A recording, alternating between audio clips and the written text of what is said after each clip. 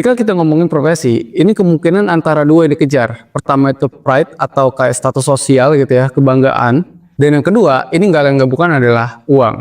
Nah, bagi banyak masyarakat di Indonesia, apalagi yang di kelas menengah ke bawah, bagi mereka tuh kestabilan finansial itu lebih penting daripada jumlah yang banyak. Ini bukan berarti mereka tuh nggak pengen jumlah yang besar gitu ya. Mereka pengen gitu, tapi bagi mereka stabil dulu itu lebih penting daripada uang yang banyak gitu.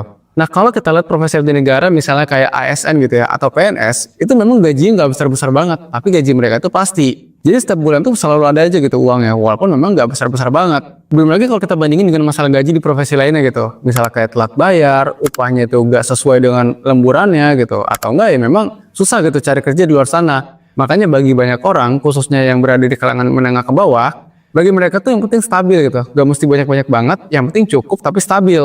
Jadi buat orang-orang yang penghasilan tuh sekedar bisa makan, bayar sekolah anak, atau buat kehidupan sehari-hari, ya mungkin bagi mereka jadi ASN itu adalah pilihan yang tepat gitu.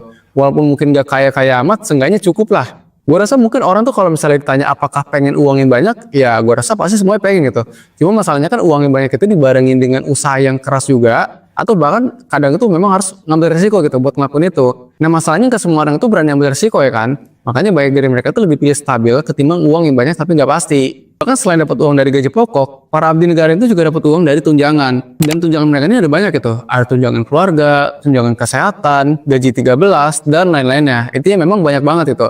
Bahkan kalau kita bandingin, tunjangan sama gaji pokoknya abdi negara itu lebih besar tunjangannya gitu daripada gaji pokoknya.